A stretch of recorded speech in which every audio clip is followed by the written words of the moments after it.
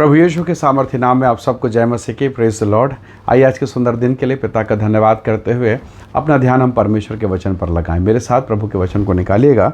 इफिसी की पुस्तक उसका 4 अध्याय और उसका वचन 16। यहाँ इस प्रकार से लिखा है, जिससे सारी देह हर एक जोड़ की सहायता से एक साथ मिलकर और एक साथ गठकर उस प्रभाव के अनुसार जो हर एक अंग के ठीक ठीक कार्य करने के द्वारा उसमें होता है, अपने आप को बढ़ाती है कि वह प्रेम में उन्नति करती जाए। Praise the lord, hallelujah.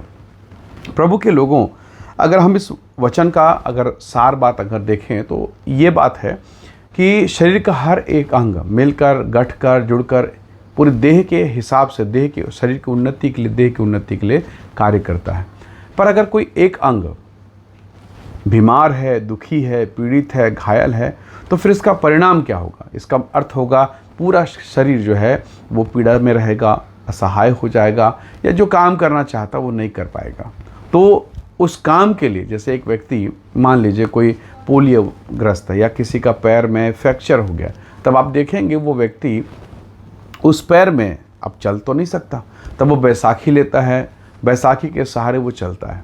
वो अपने पैर पर प्रेशर नहीं देता। क्यों? क्योंकि वो जानता है मेरा एक पैर अगर सही होगा तो मेरे पूरे शरीर को लोड ले सकता है। अगर ये दूसरा पैर अगर ठीक हो जाए तो पूरे शरीर को लोड ले सकता है, पर अगर नहीं तो पूरे कंधा, दोनों हाथ बैसाखी के सहारे उस शरीर के उस हिस्से को जो डैमेज है, जो फ्रैक्चर है, सहायता देने के लिए अपना काम करेंगे। अब ज़रा सोचिए, क्या हाथ का काम है क्या चलने का? नहीं ना। पर क्यों ऐसा हो रहा है?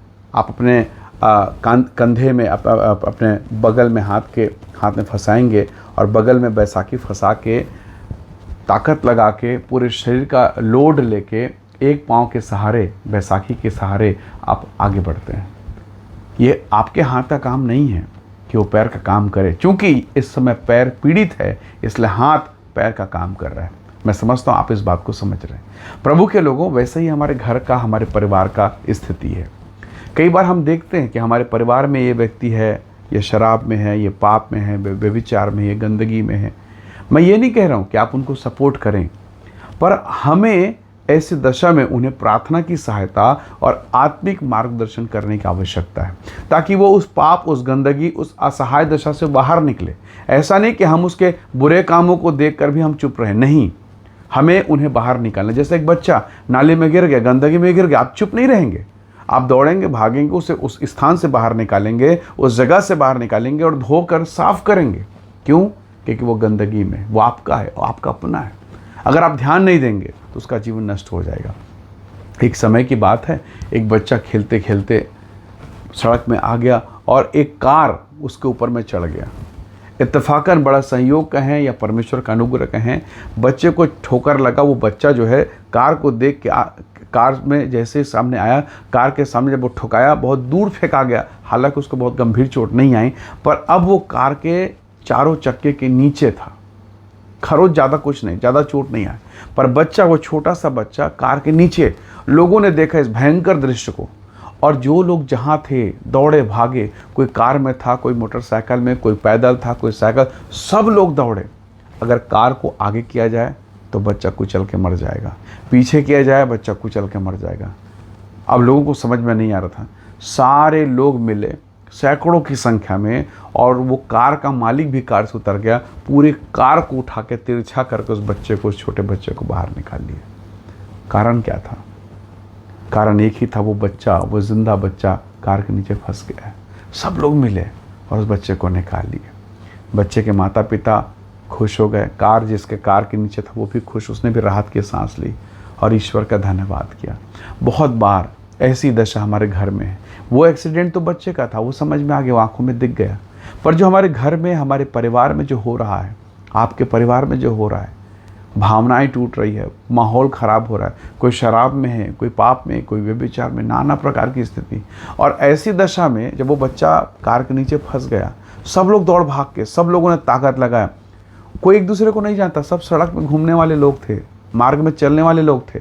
किसी ने किसी का नाम, सरनेम, जाति, उपनाम किसी ने नहीं पूछा। एक ही लक्ष्य था, वो बच्चा कार के नीचे जो फंस गया उसको बचाना है। परमेश्वर के लोगों, कई बार हमारे घर की स्थिति वैसी होती है।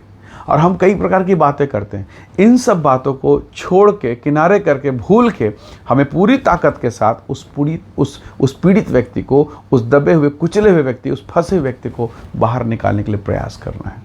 हालेलुया। परमेश्वर के लोगों, ये बहुत आवश्यक है। आप देखिए, याकूब परमेश्वर का दास प्रभु से बातें करता था। जब वो छोटा था, अपने माता पिता के घर से निकला, जंगल में, बियाबान में, रात्रि के समय परमेश्वर ने उसे दर्शन दिया, उससे बात किया।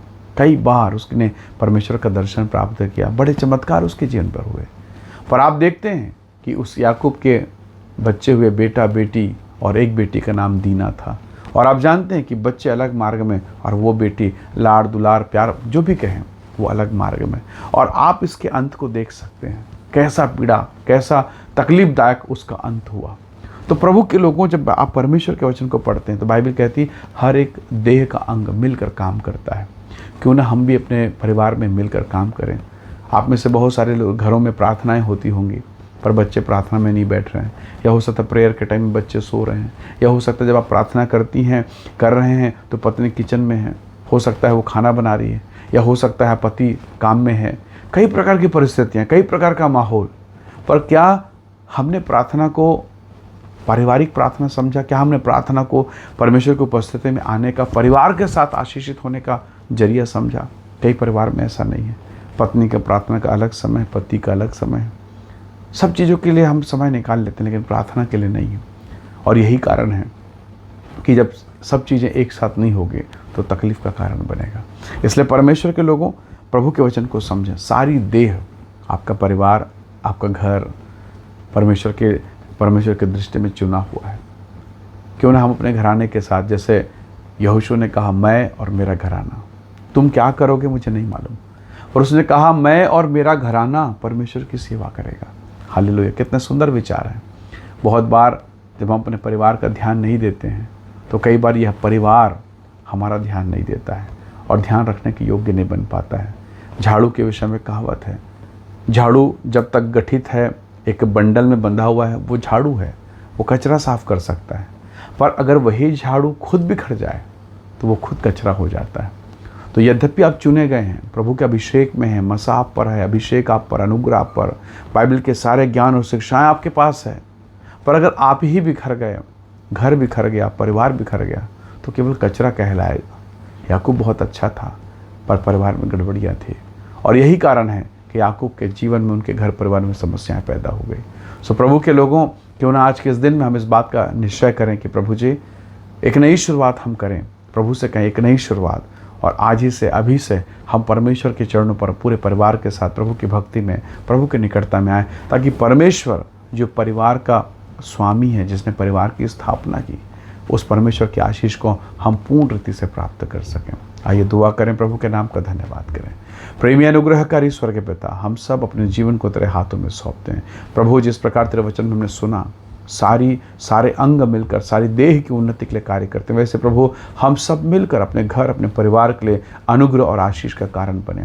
जो हमारे परिवार के सदस्य हैं, जो कमज़ोर हैं प्रभु, उनके लिए हमें अनुग्रह दे, ताकि हम उन्हें संभालें, उनके जीवन के लिए हम आशीष का कारण बने। कोई विरोध और अवरोध ना हो, पर सब बातों में मसीह यीशु आपकी महिमा होने पाए।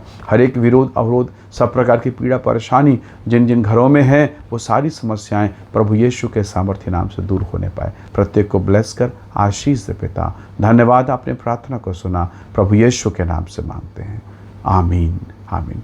प्रभु आप सबको बहुत ऐसे आशीष दे। परमेश्वर का अनुग्रह आप सबके साथ हो। Praise the Lord. जय मसीह की।